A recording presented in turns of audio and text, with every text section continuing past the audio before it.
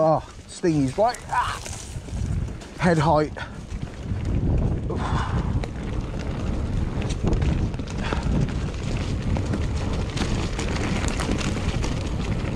Oh, metals everywhere.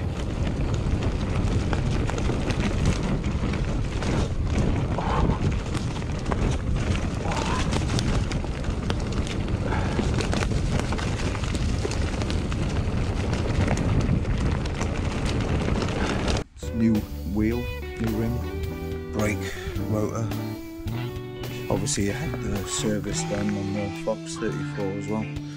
Got the new dropper in there as well, the 150mm.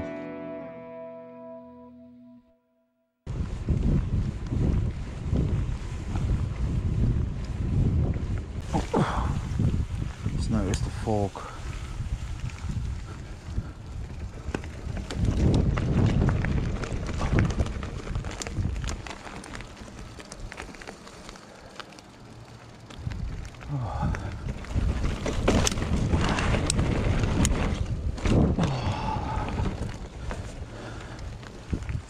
Sort of jump that. I haven't done that for a while.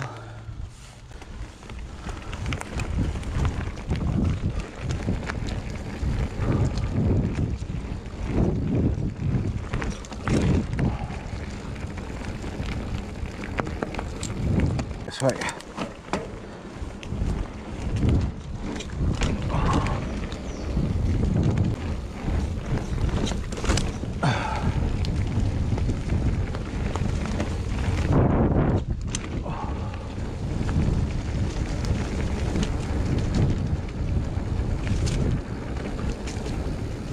Brakes are so on point.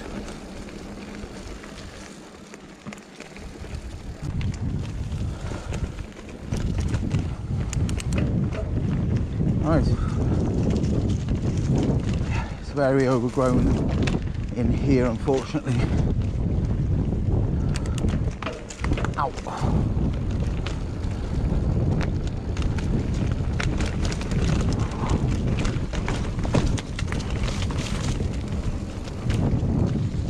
Very thin jersey on because it's so warm, and all the brambles are scrapping me. Short sleeved as well. Right. It is actually nice just getting out on this, although the climbing, you really know the difference. I'm gonna lock out the rear suspension and the fork. So we'll cut across here and then we can ride the bridle way, which runs down there. This is hard work.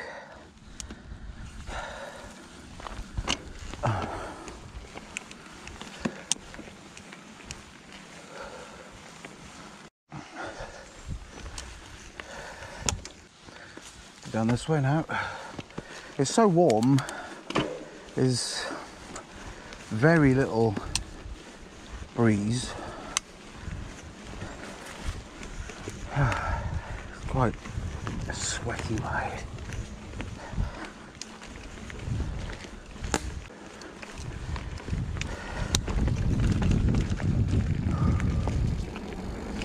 Yeah, you've got to really find the funds to get up a climb without assistance. I mean, with assistance, it's actually, I wouldn't even class it a climb, apart from the really steep stuff. You class it as part of the trial, because you feel, sometimes you actually forget that something is a climb.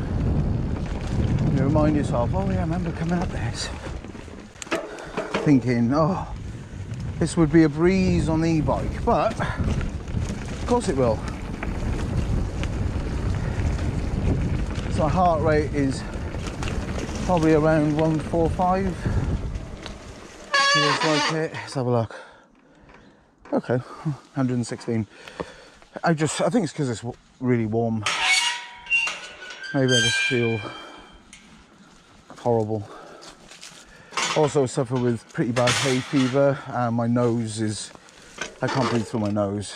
So this bridle path is completely overgrown since the farm was sold off. No one's really tending to this bridle path. So I've already been stung back there. This field here is next on the list. The one behind my house. They've already drilled boreholes. It's just a matter of time when the field behind my house is full of houses. The field at the bottom has already got 300 houses, and this has been earmarked as well.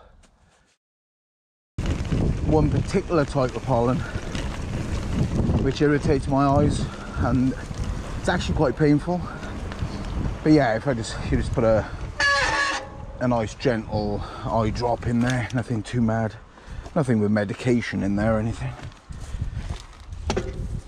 I love being able to do that. A lot of the e-bikers are very good riders now because they've been riding laps. A standard analog bike, not only are you absolutely shattered after the climb, you know, after 2 or 3 laps you're done. Like an e-bike, that extra weight gives you so much stability that you end up riding tech stuff. But you're fresh after doing a descent and a climb, you're still fresh. And you can go on and do like 10 laps.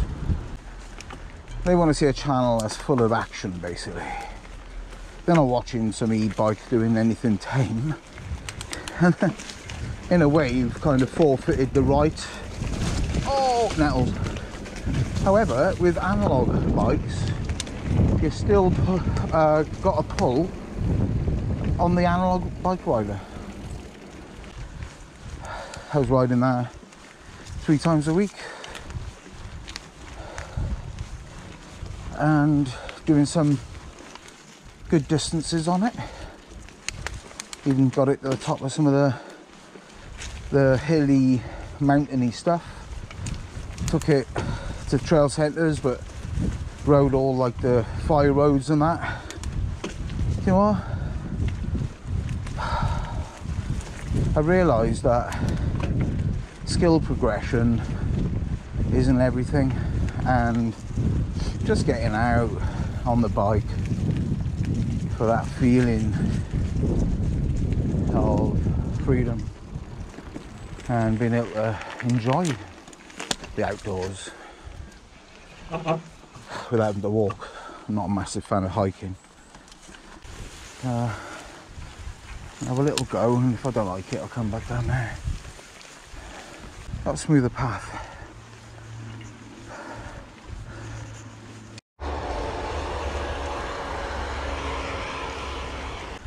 That fit the zeitgeist, because people want to ride these XC bikes, but they're so light, and some of them don't have droppers or tubeless setups.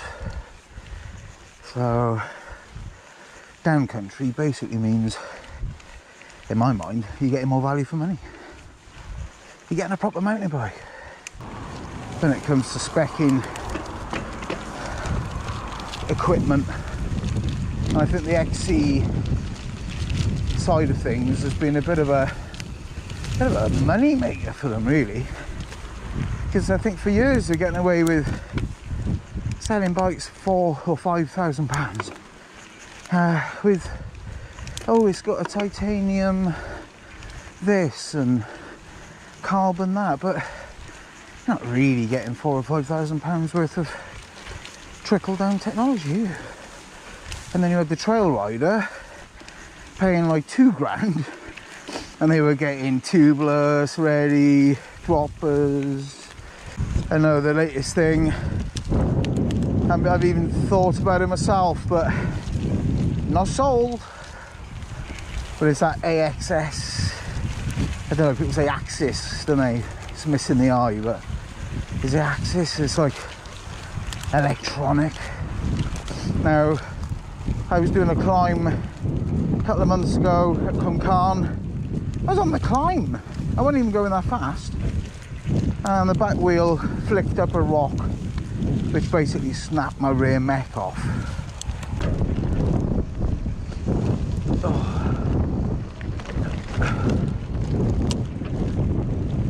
So yeah, up and then ride it back down.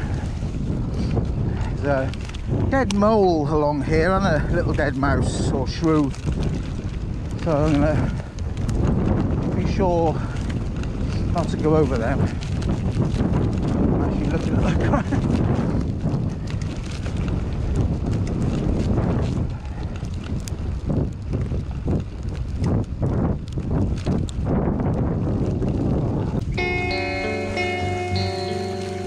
Whoop.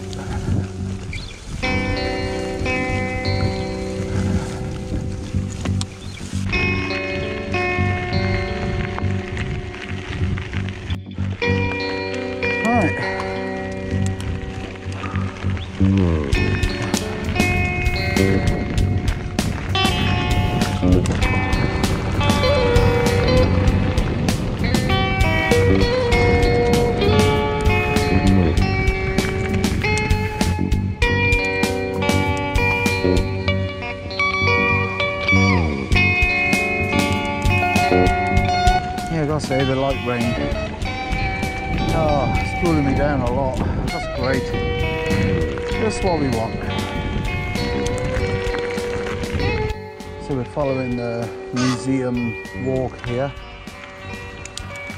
We're not on private land or anything. This is a promoted route.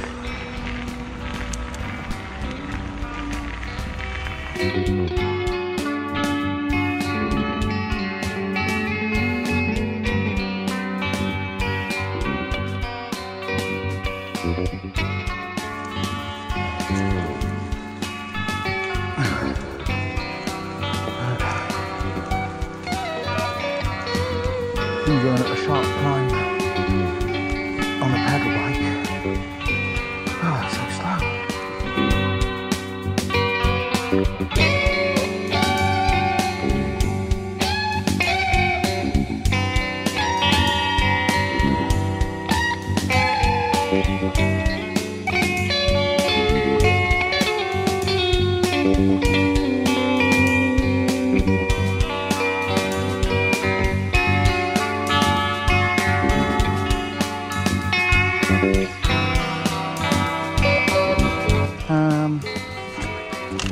So really it was the gravel bike then, the e-gravel bike.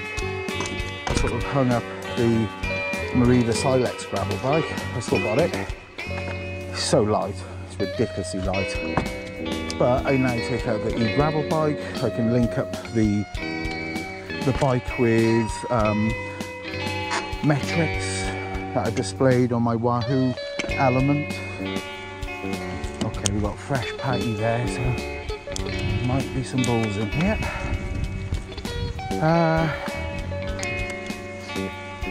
So yeah, it's like, well, it works for me. Knees, just literally a month of not riding trail centres on an analogue bike. My knees I felt like 20 again.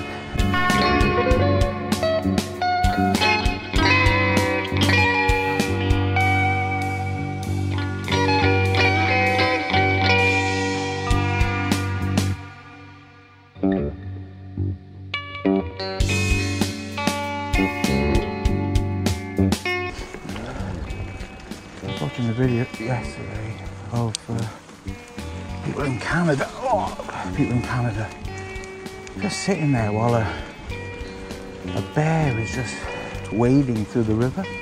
It's right next to them. And they just sit there. They still had their legs crossed. They didn't move a muscle.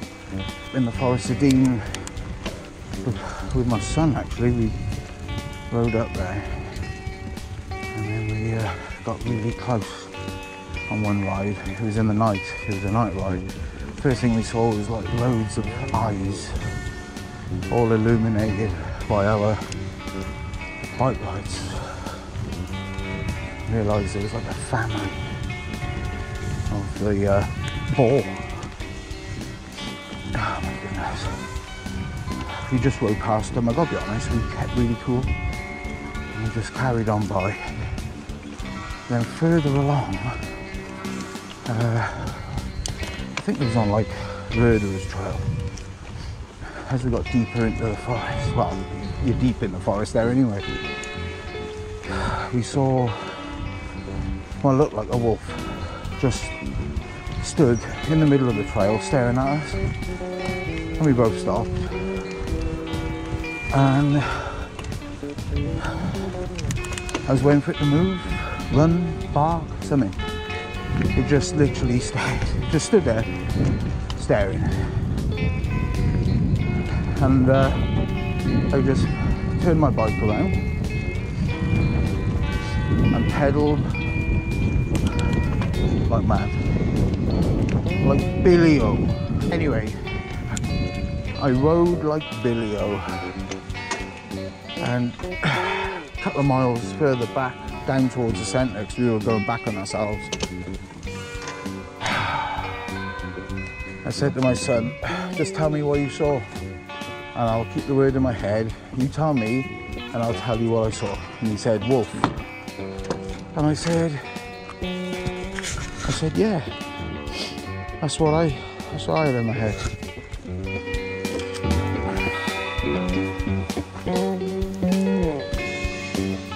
There you go. I've known this for years, I've definitely been waiting on. Oh my goodness. I'm gonna go back on now, onto this. And do some descending before back onto the climbs. That glass is all in the rear mech. So I did a bit of research to try and defend the story, because every time I told the story people were laughing at me. Don't be daft, there's no wolf. There's no wolves in Britain. And then I did a bit of research where other people had cited it as well in Forest of Dean. So anyway, if you believe that, you know, great. Thanks for coming on board. I was a witness, my son is a witness. Other people have witnessed wolves over there. Now whether they are wolves that are dumped there by people who have brought them into the country when they're pups, and then they're like 2 years old and become a bit of a handful, and then they're like dumped in the Forest of Dean because there's going to be food, as in the wild boars. I just felt a couple of spots of rain. To be honest, I don't care if it rains. It's so flipping warm. Hopefully it'll dry up tomorrow, because we're riding Brecon from Pontsticky Reservoir. We're going to be doing that tomorrow. It looks like it's going to be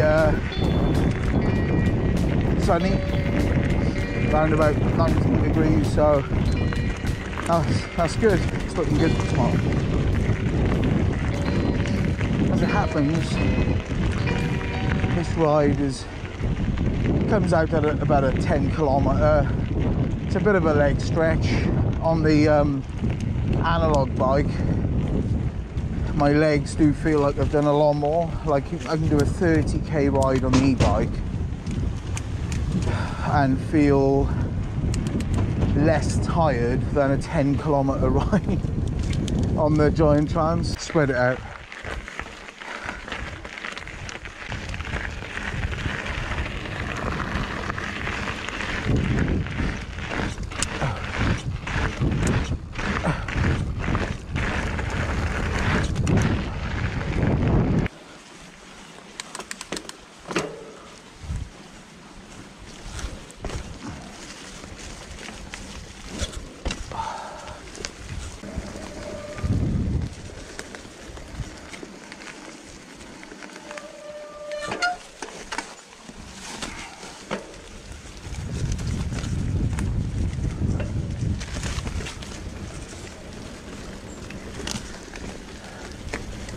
Whoever made that little path there, thank you, because definitely adds a bit more interest than flying down that straight bit.